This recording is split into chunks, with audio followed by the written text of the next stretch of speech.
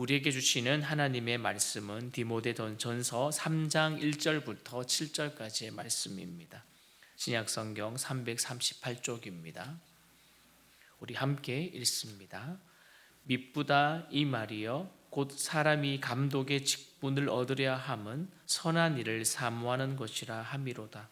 그러므로 감독은 책망할 것이 없으며 한 아내의 남편이 되며 절제하며 신중하며 단정하며 나그네를 대접하며 가르치기를 잘하며 술을 즐기지 아니하며 구타하지 아니하며 오직 관용하며 다투지 아니하며 돈을 사랑하지 아니하며 자기 집을 잘 다스려 자녀들로 모든 공손함으로 복종하게 하는 자라야 할지며 사람이 자기 집을 다스릴 줄 알지 못하면 어찌 하나님의 교회를 돌보리요.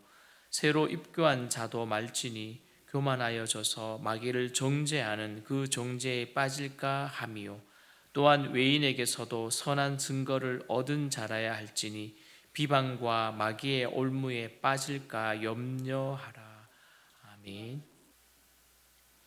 누군가를 칭찬할 때 주로 여러분들은 어떤 말을 하십니까? 여러분, 칭찬이란 사전적인 의미에 보면 이렇게 기록되어 있습니다. 좋은 점이나 착하고 훌륭한 일을 높이 평가한다. 또한 그러한 말이다 라고 되어 있더라고요. 여러분, 칭찬의 언어에는요 따뜻한 힘이 실려 있습니다. 그리고 이런 칭찬의 언어에는요 우리에게 큰 용기와 격려를 주기도 합니다. 오늘 디모데의 말씀 사역을 위해서 오늘 바울이 그에게 권면하는 것은 다음과 같습니다. 먼저 복음과 성경의 진리에 대하여, 또한 소명에 대해서, 그리고 경건한 삶과 신실한 가르침에 대한 그런 것들이 포함이 되어 있습니다.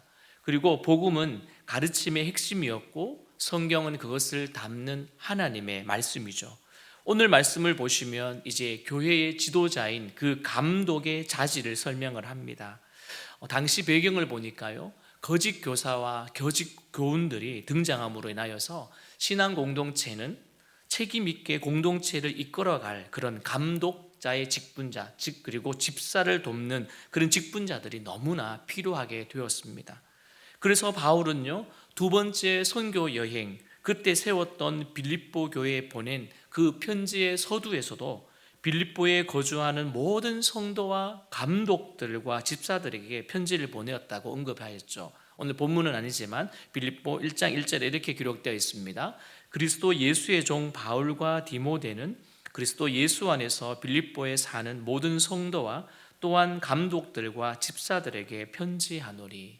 여러분, 이로 보건대 당시 교회 형태인 이 가정교회를 섬길 지도자들로서의 그 감독들과 그를 돕는 집사들이 있었음을 우리는 빌립보 1장을 통해서 1절을 통해서 알 수가 있습니다. 그렇다면요 오늘 바울은 에베소 지역의 여러 가정교회를 돌볼 자가 어떠해야 하는지 의무 규정을 오늘 디모데에게 알려주고 있습니다. 우리 1절 말씀을 다시 읽습니다. 시작. 미쁘다 이 말이여 곧 사람이 감독의 직분을 얻으려 함은 선한 일을 사모하는 것이라 함이로다. 아멘. 여러분, 모든 성도가 다 주의 지도자, 리더의 위치에 있으면 얼마나 좋겠습니까? 그런데 다 설 수가 없죠. 여러분, 100명 중에 다 내가 리더가 되겠다, 내가 지도자가 되겠다 하면 그 밑에서 섬겨줄 사람이 누가 되겠습니까? 다 그럴 수는 없죠. 하지만 성도가 하나님께서 세우신 지도자를 어떻게 해요? 인정하고 살아간다면 그들 역시 지도자와 같은 삶을 사는 자라고 말할 수 있지 않을까요? 그렇지 않습니까?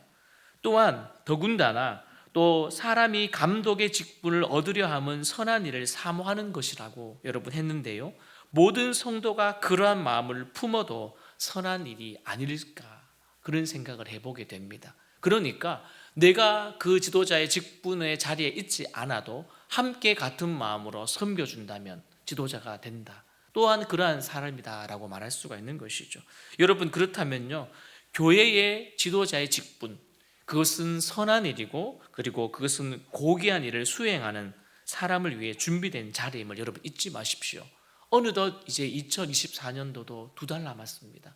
여러분에게 맡겨진 직분, 여러분 처음 시작할 때에 여러분 어떤 마음이셨습니까? 충성하겠습니다. 열심히 하겠습니다. 최선을 다하겠습니다 하였죠. 그 마음 여러분 변치 않고 지금 이제 2달 남았습니다. 끝까지 여러분 감당해 주십시오. 그 마음으로 함께하는 그 자리가 귀한 자리요 고귀한 자리인 것입니다. 그리고 그런 의미에 볼 때 우리는 모두가 감독의 직분을 또한 사모해야 합니다. 다른 말로 말하면 하나님의 교회를 위해서 나도 쓰임 받고 싶다, 나도 쓰임 받는 것을 사모하는 마음, 여러분 그것을 가지면 좋겠습니다. 여러분 다음으로 보시면 이제 하나님 나라의 일꾼은요 지체를 돌보며 살아야 한다라고 말합니다. 그에 관한 내용이 2절부터 5절까지 나오더라고요. 그러므로 감독은 여러분 어떠해야 합니까? 먼저 책망할 점이 없어야 합니다. 책망 말입니다. 헬라어로 보니까요 아네 필렘프토스라고 되어 있는데 그 단어를 보니까 오직 디모데 전서에서만 기록이 되어 있더라고요. 책망할 것이 없어야 한다. 여러분 그 내용을 보면 가정에서 이렇게 되어 있습니다. 가정에서 한 아내와 자녀를 잘 다스리고 이제 밖에서는요 나그네를 대접하고 말씀을 가르치기를 그 일도 잘해야 한다고 말하죠. 먼저 보니까 안에서는 어떻습니까? 가정에서는 보면 절제하며, 여러분 헬라 단어에 보니까 이 절제가 포도주가 없는 이라는 뜻입니다. 포도주가 없는. 여러분의 집 냉장고에 혹시 주류가 있으십니까? 없으시죠? 저도 당연히 냉장고에 없습니다. 혹여나 음식 때문에 뭔가를 만들 조리 때문에 뭔가 하나 정도는 소주 한 병, 반 병 정도는 있을 수는 있겠지만 여러분 여기서 절제하면이라는 것은 포도주가 없는, 쉽게 말하면 술에 취하지 않는 상태, 머리가 맑은 상태를 말하는 것입니다. 여러분 내 가까이 뭔가 주류가 있다면 또한 알코올이 있다면 당연히 그것을 먹게 될 것이고 맑은 정신이 아니라 그리고 절제하지 못하는 상태가 된다는 사실이죠. 그래서 절제라고 하며 먼저 시작을 합니다. 두 번째는요 신중하며, 말 그대로 분별력이 있는, 생각이 있는 이라는 의미를 가지고 있고요, 즉 자기 일의 우선순위를 어떻게 정할 것인지를 알고 영적인 또 문제들을 심각하게 다룰 수 있는 그 능력을 오늘 여기서는 신중하며라는 단어로 사용하고 있습니다. 마지막으로는요 단정해야 한다라고 되어 있죠. 이 단어도 보니까 질서가 있는입니다. 질서가 있는. 만지 우리가 옷을 이렇게 단정하다 정도의 의미가 아니었고요, 질서가 있다라는 뜻입니다. 그러니까 그의 삶이 혼란스럽지 않고 어떻게 해요? 자신의 생활에서 질서를 기반으로 행동하는 것을 의미하고 있습니다. 여러분 흔히 절제하며 신중하며 단정해야 되는 그 행동이 가정에서 먼저 일어나야 된다는 사실이죠. 저와 여러분이 가정에서나 밖에서나 이러한 행동들이 있기를 소망합니다. 그리고요 거짓 교사들이 이제 거짓 교훈을 가르치며 활동하는 그 당시의 상황 때문에 어떠합니까? 밖에서는요 바른 교훈을 굳게 붙들고 그것을 가르치는 일을 잘해야 한다고 말하지요. 여러분 교회 지도자인 감독들을 결정하는데 어떠한 부분요 가정에서도 있어야 될 그 행동도 중요하지만 어떻게 보면 밖에서에 있어야 될 이 행동이 더 중요한 것 같기도 합니다. 그러니 이 두 가지의 사역에서는요 절제와 신중함이 너무나 필수적입니다. 여러분 그렇다면 주의 몸된 교회를 위해 세워진 그 지도자요 또 무엇보다도 선한 사람이 갖춰야 될 이 부분, 여러분 저와 여러분에게도 있어야 될 줄 믿고요, 더 나아가 감독은 윤리적으로 올곧아야 합니다. 우리 3절 말씀을 같이 읽어볼까요? 시작.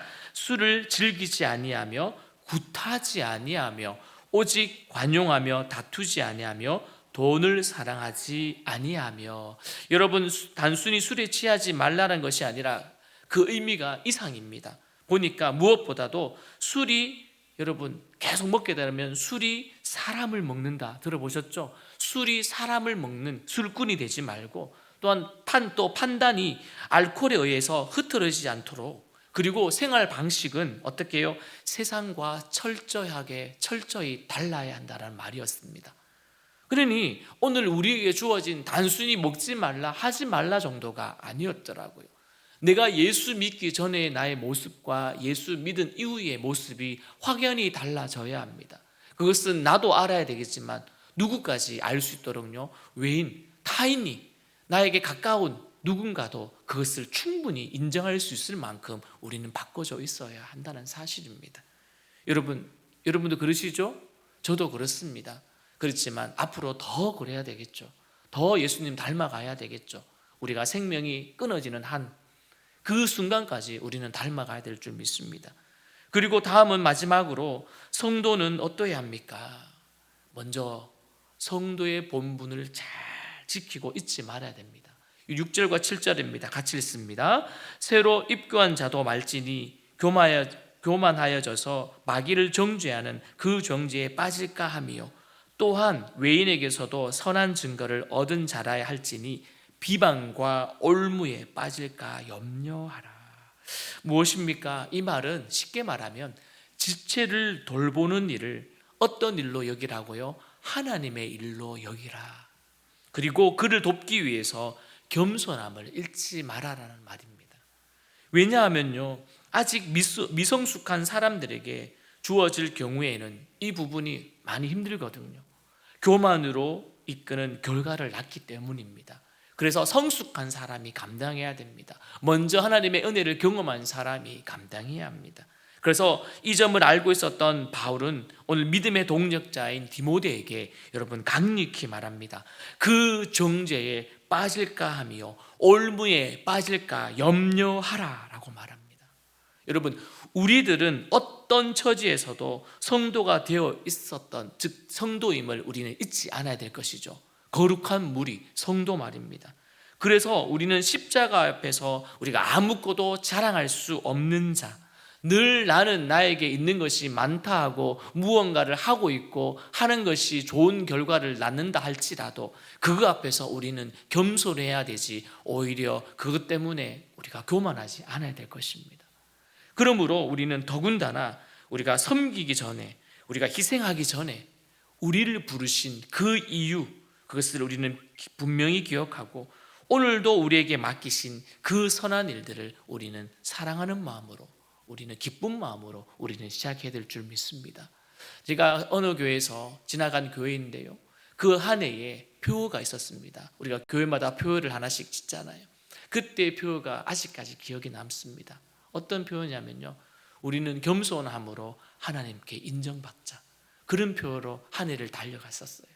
그러니까 모든 성도들이 내가 겸손해야 되겠다. 어디에서, 누구 앞에요? 하나님 앞에서 그 겸손하고, 그리고 그 겸손함으로 내가 사역하자, 그리고는 하나님 앞에 인정받자, 그렇게 한 해를 달려갔던 그런 사역의 순간이 기억나는데요, 여러분 그 한 해이겠습니까?